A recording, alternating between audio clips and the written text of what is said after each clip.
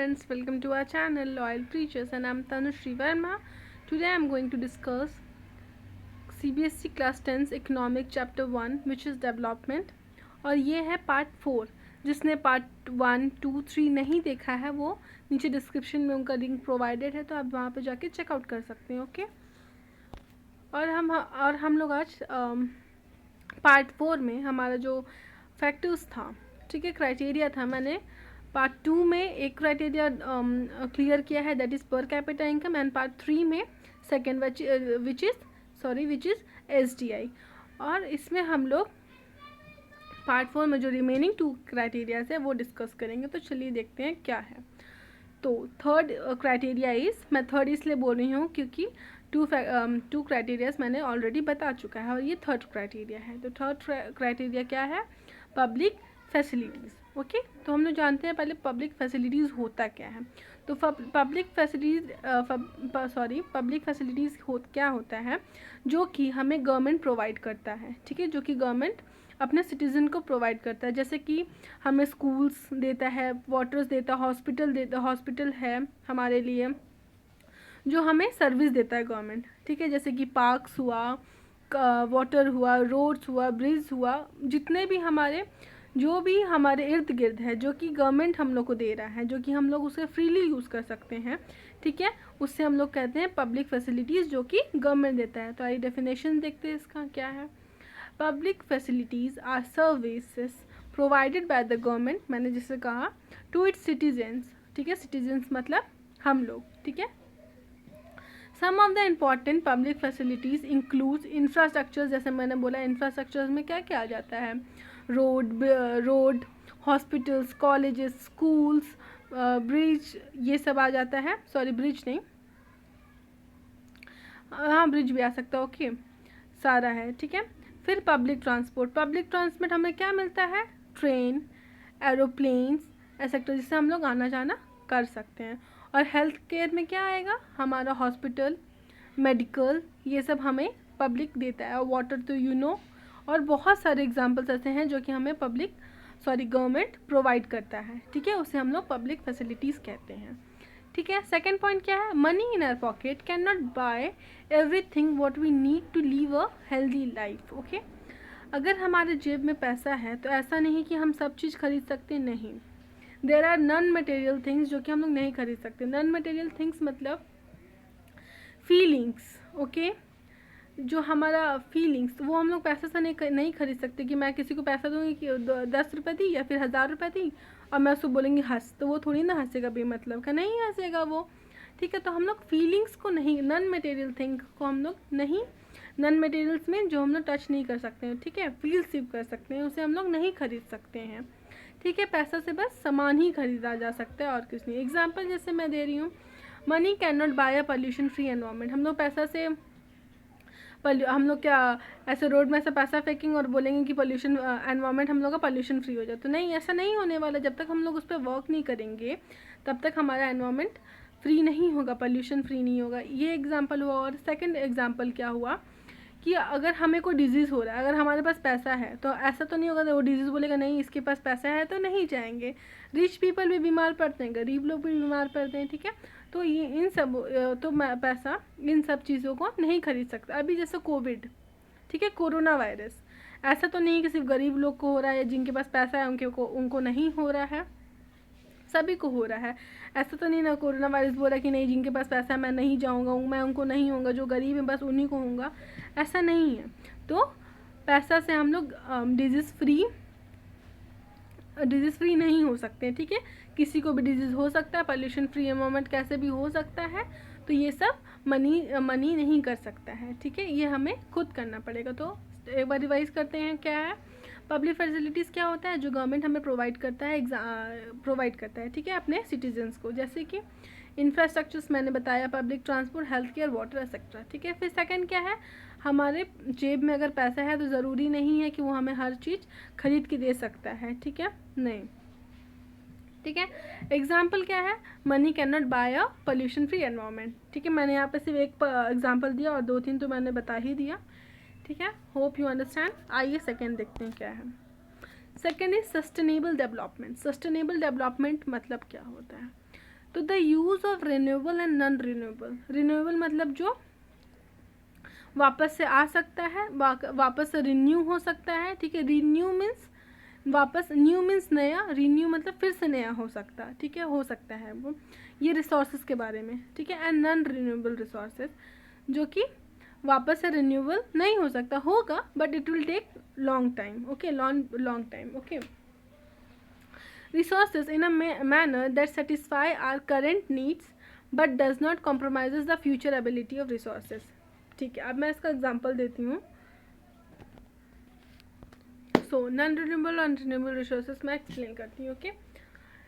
Renewable तो मैंने बताया, नॉन रिन्यूएबल मैंने बता दिया। जैसे एग्जांपल रिन्यूएबल रिसोर्सेज का एग्जांपल क्या होता है, रिन्यूएबल रिसोर्सेज का एग्जांपल है कोल, ओके। कोल हम लोग रिन्यू होता रहता है, उसको ज़्यादा टाइम नहीं लगता होने में, होता रहता है, ठीक है। कोल हमारे पास वास्ट अमाउंट में होता है। और नॉन रिन्यूएबल में हम लोग जैसे ले सकते हैं गोल्ड, ओके, पेट्रोल, ठीक है। अब इन सभी को बनने में बहुत टाइम लगता है, बहुत लॉन्ग पीरियड्स लगता है, ठीक है। ऐसा नहीं, रिन्यू होता है बट बहुत जल्दी नहीं रिन्यू होता है, वो मिलियन बिलियंस ईयर्स लग जाता है उनको वापस से बनने में, ठीक है। तो सस्टेनेबल डेवलपमेंट होता क्या है, the use of renewable and non renewable resources in a manner that satisfy our current needs,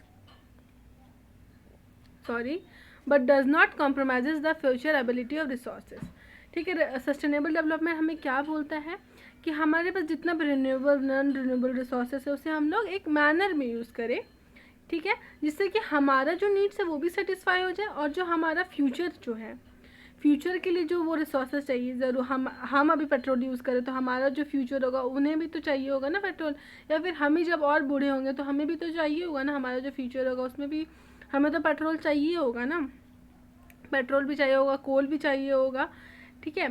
तो इतना यूज़ हम एक मैनर में यूज़ करें कि हमारा अभी का भी नीड्स पूरा फुलफिल हो सके, और जो हमारा फ्यूचर है या फिर हमारा फ्यूचर जनरेशन हो उसको ये रिसोर्सेज का कमी ना हो, ठीक है। जैसे कि अभी मैं एग्जांपल दे रही हूँ, अगर मुझे भूख लगा है और मेरे सामने 5 रोटी है, ठीक है, और मेरा सेटिस्फेक्शन, मैं 3 रोटी खाई, मुझे सेटिस्फेक्शन मिल गया, मेरा नीड्स पूरा हो गया, ठीक है। तो वो जो 2 रोटी है वो मैं ज़बरदस्ती तो नहीं खाऊंगी, मेरे को जितना नीड होगा मैं उतना ही खाऊंगी।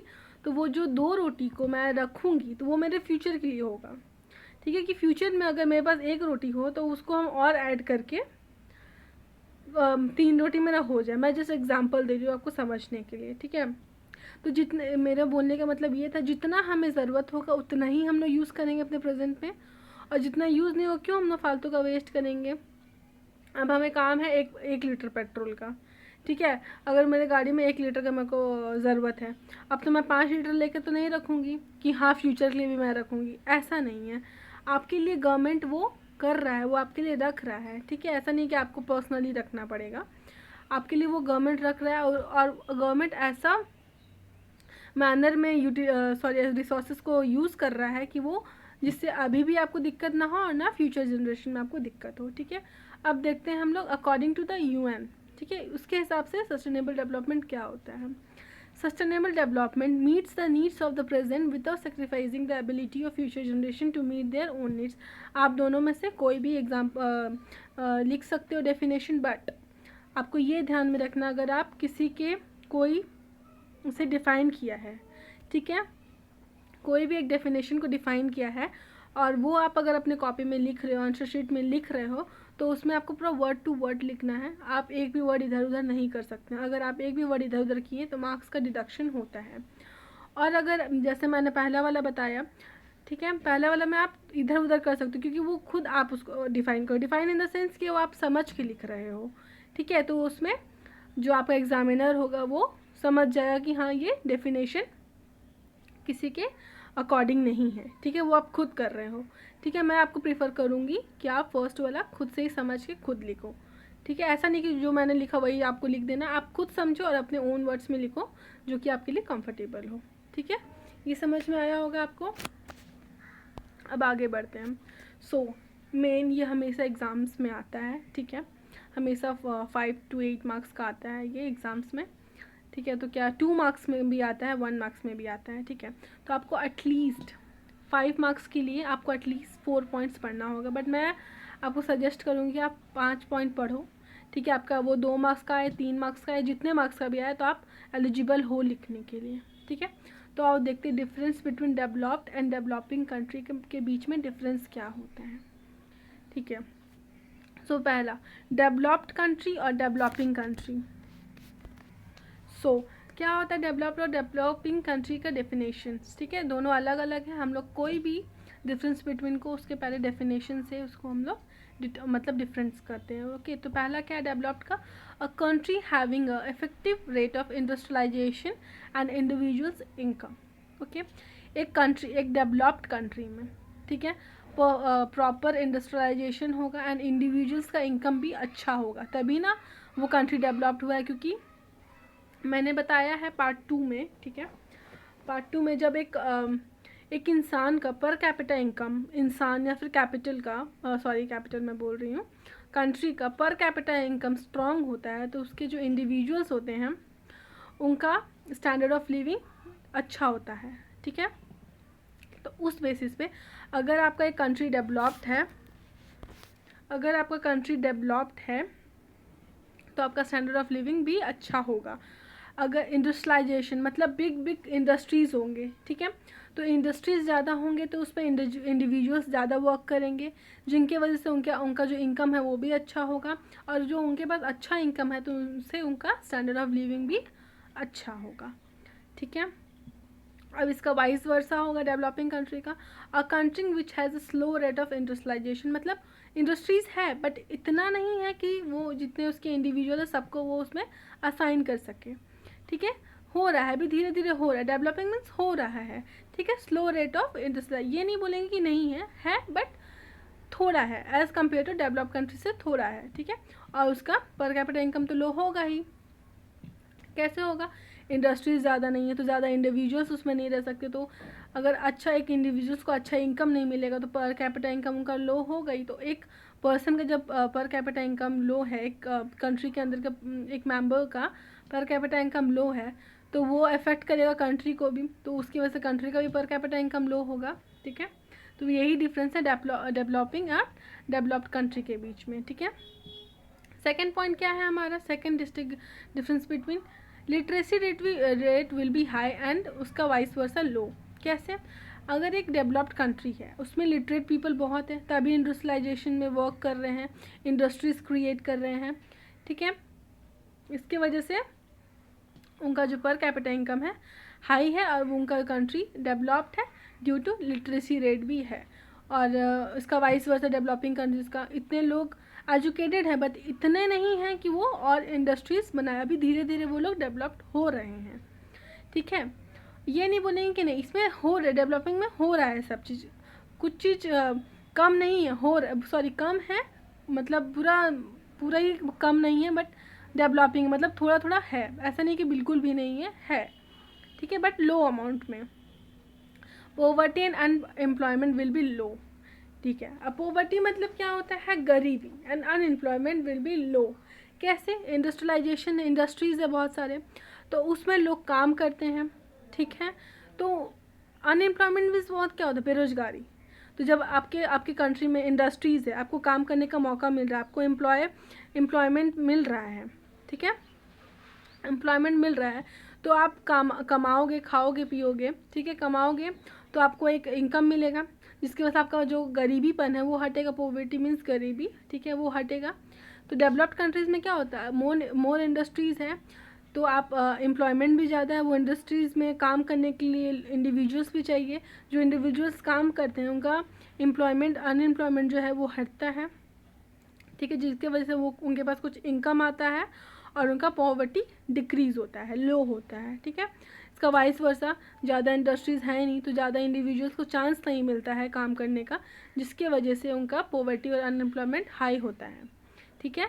अगर जो इंसान काम नहीं करेगा तो उसके पास पैसा कहाँ से आएगा, तो वो अपना गरीबी कहाँ से मिटाएगा, ठीक है। और फिर डेवलप्ड कंट्री में क्या है, effective utility of available resources. अब देखो डेवलप्ड कंट्रीज़ में क्या है, आपके पास प्रॉपर नॉलेज है, लिटरेसी रेट है, ठीक है, तो अगर आपके पास एक रिसोर्सेस है, आपको प्रॉपर उसको पता है कि वो रिसोर्सेज को क्या करना है, क्या नहीं करना है, कैसे क्या करना है, ठीक है, आपको पूरा पता है कि वो रिसोर्सेज को हम कैसे यूज में लाएंगे तो हमारे लिए वो इफ़ेक्टिव होगा, ठीक है। ये एक डेवलप्ड कंट्री का साइन है। और डेवलपिंग कंट्री का opposite, ineffective utility of available resources, क्योंकि लिटरेसी रेट वहाँ पे कम है तो लोगों को, बहुत कम लोगों को बहुत ही कम लोगों को पता होगा कि वो रिसोर्सेज को कैसे यूज़ करना है, कैसे अपने यूज़ में यूटिलिटी में लाना है कि वो हमें इफ़ेक्ट करे, ठीक है। फिफ्थ पॉइंट है फिफ्थ पॉइंट क्या है, लो इन्फेंट मोर्टेलिटी रेट होगा, ठीक है। लो इन्फेंट मोर्टेलिटी रेट होगा, हाई लिटरेसी रेट होगा जैसे मैंने बताया, लो डेथ रेट होगा and high life expectancy rate होगा, ठीक है। लो इन्फेंट मोर्टेलिटी रेट कैसे होगा, अगर मान लीजिए कुछ बच्चा हुआ, ठीक है, उसको कुछ डिजीज़ है, तो वो डेवलप्ड कंट्री होने के जैसे उसके पास सारा फैसिलिटी होगी, वो बच्चा को पूरा बचा ही ले, ठीक है, उनके पास वैसा फैसिलिटीज़ होगा। हाई लिटरेसी रेट मैंने बताया, लो डेथ रेट, ओके। जब एक हेल्थ केयर वहाँ पे बहुत ज़्यादा इम्पॉर्टेंट है, ठीक है। अगर एक कंट्री का हेल्थ फैसिलिटीज़ अच्छा है तो वहाँ के लोग कम मरेंगे और उसी की वजह से हाई लाइफ एक्सपेक्टेंसी रेट, ठीक है, और लोग ज़्यादा जिएंगे, ज़्यादा हेल्थ केयर उनको मिलेगा तो ज़्यादा वो लोग ज़्यादा दिन तक जिएंगे, ठीक है। इसी का वाइस वर्सा है, high infant mortality due to वहाँ पर ही प्रॉपर टेक्निक नहीं है वो बच्चे को बचाने का। लो लिटरेसी रेट बिकॉज मैंने बताया लो लिटरेसी रेट, और जिसकी वजह से ज़्यादा लोग मरेंगे, वहाँ पे हेल्थ फैसिलिटी उतना नहीं है जिनकी वजह से लोग मरेंगे, and low life expectancy rate जिसकी वजह से वहाँ का जो लाइफ एक्सपेक्टेंसी रेट है लोगों का वो कम होगा। Hope you understand. Thank you for listening me. Thank you.